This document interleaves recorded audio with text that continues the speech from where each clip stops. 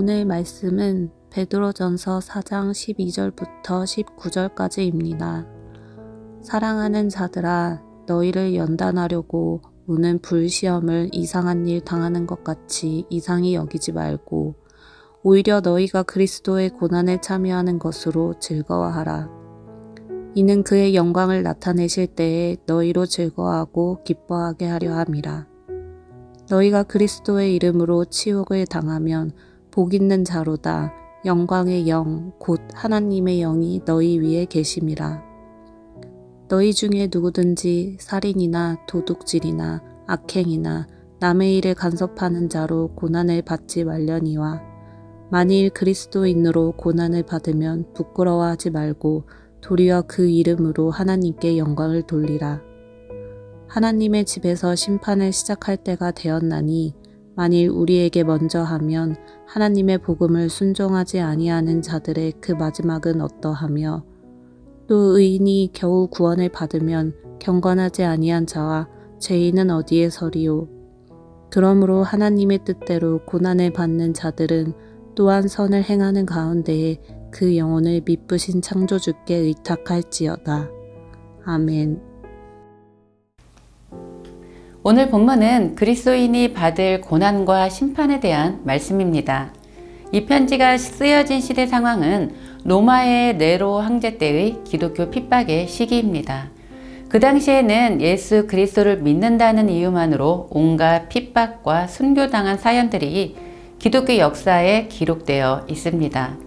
사도 베드로는 이런 핍박들을 12절 말씀에서 불시험이라고 표현합니다. 사랑하는 자들아, 너희를 연단하려고 오는 불시험을 이상한 일 당하는 것 같이 이상히 여기지 말라.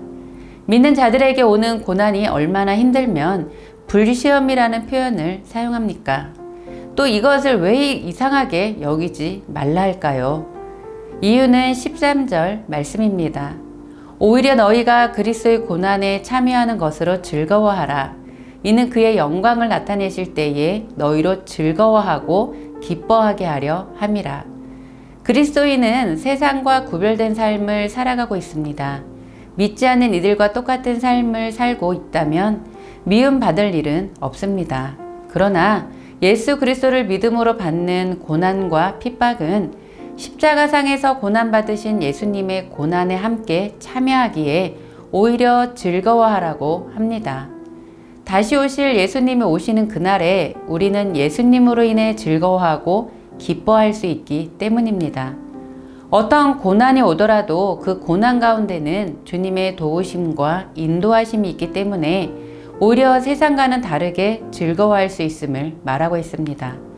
14절에서도 고난이 그리스도인의 이름으로 치욕을 당하는 것이 오히려 복 있는 자로다. 영광의 영, 곧 하나님의 영이 너희 위에 계심이라. 고난과 치욕 당하는 것이 오히려 복이었던 대표적인 인물 중 사도행전에 등장하는 스데반이 있습니다. 그는 진정한 메시아 예수 그리스도를 하나님이 보내신 메시아로 받아들이지 않는 유대인들을 향해 우상 숭배와 형식적인 종교 생활을 강하게 비난하고 예수님만이 참된 구세주임을 전하다 순교를 당합니다. 그런데 순교하는 그 순간에도 스데반은 사도행전 7장 55절에서 스데반이 성령 충만하여 하늘을 우러러 주목하여 하나님의 영광과 및 예수께서 하나님 우편에 계신 것을 보고 스데반은 자신이 순교하는 그 순간에 하나님의 영광과 하나님 우편에 계신 예수님을 보았습니다. 이제 스데반은 자신이 영원히 머물 곳 하나님의 영광과 그 나라를 보았기에 죽임을 당하는 그 순간에도 자신을 돌로 치는 이들을 향해 기도했습니다. 이후 기독교는 스데반의 순교를 통해 더욱더 이방인들에게 복음을 전하는 속도가 빨라지게 되었습니다. 이런 상황을 바라보면 누군가는 큰 두려움에 휩싸이기도 하고 누군가는 이것을 통해 하나님이 하실 일들을 믿음의 눈으로 바라보게 됩니다. 또 예수를 믿으면 다 저렇게 죽나 하는 생각도 가지며 두려워할 것입니다. 그러나 우리는 믿음의 눈으로 성경에서 말한 복 있는 자로다 라를 믿어야 할 것입니다. 시편 34편 19절에서는 의인의 고난이 많으나 여호와께서 그 모든 고난에서 건지시는도다 라고 말씀하고 있습니다. 고난은 있으나 그 고난을 하나님께서 건져주십니다. 믿음 안에서 받는 고난은 결국 하나님께서 피할 길을 내주시기 때문입니다. 이것이 바로 성도들에게는 복입니다. 요한복음 16장 33절에서 예수님이 말씀하시기를 세상에서 너희가 환난을 당하나 담대하라 내가 세상을 이기었노라 말씀하셨습니다. 세상을 이기신 예수님으로 충만할 때 그 고난은 우리가 승리할 고난입니다. 그 고난 가운데 함께 하시는 예수 그리스도가 있기 때문입니다. 지금 믿음 안에서 고난받고 계신지요? 그렇다면 그 고난을 부끄러워 마시고 하나님께 감사하며 이 고난을 통해 우리를 단련하시고 연단하시는 하나님께 감사함으로 나아가셔서 정금과 같이 되시기를 기도합니다. 어떤 이물질도 섞이지 않는 순도 백의 정금으로 우리를 빚어가실 하나님을 기대하며 말씀과 기도 가운데 성령 충만하셨으면 좋겠습니다. 이와는 반대로 성도로서 자기 잘못으로 고난을 받는 이들도 있습니다. 살인하고 도둑질하고 악행하며 남의 일을 간섭하는 것, 이것으로 고난받는 것은 결국 하나님의 영광을 드러내지 못하기에 오히려 기독교의 더 큰 핍박으로 이어질 수 있습니다. 세상은 기독교인들의 잘못이나 실수를 그냥 넘어가지도 않거니와 오히려 핍박과 조롱으로 삼아버립니다. 지나치게 자녀 일에 집착할 때 자녀를 통해 고난을 받는 부모가 있습니다. 또한 성도라면서 남의 것을 탐내며 도둑질하며 악한 말로 행할 때 오히려 이것은 자신의 삶을 고난의 길로 빠지게 합니다. 이 일들은 오히려 세상에서 나로 인해 더 큰 핍박과 고난이 될 것입니다.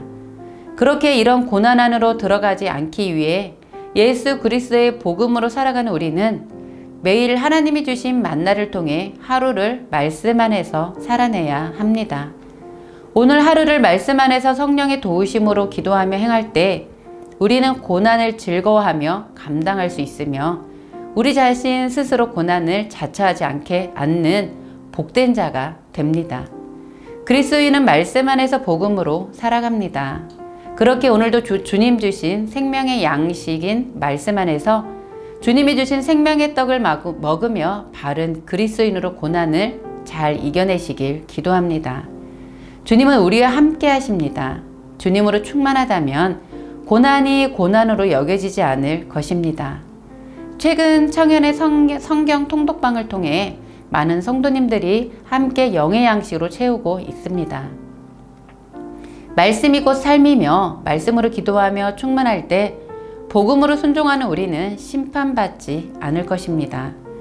다시 오실 주님을 기다리며 마지막 그 순간에 주님의 영광을 보게 될 우리는 오늘 하루도 불시험 같은 일들이 일어나더라도 말씀으로 이 고난을 잘 이겨내시며 승리하시는 저와 성도님들 되시기를 기도합니다.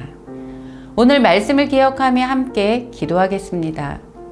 어떤 고난이 우리에게 오더라도 말씀으로 충만하여져 기쁨으로 감당할 수 있는 힘을 허락하여 주옵소서. 믿음의 눈으로 주를 바라보며 날마다 생명의 양식인 말씀을 먹음으로 고난을 고난으로 받아들이지 않는 복을 누리게 하여 주옵소서. 오늘도 그렇게 말씀 안에서 충만하시는 성도님들 되시기를 기도합니다.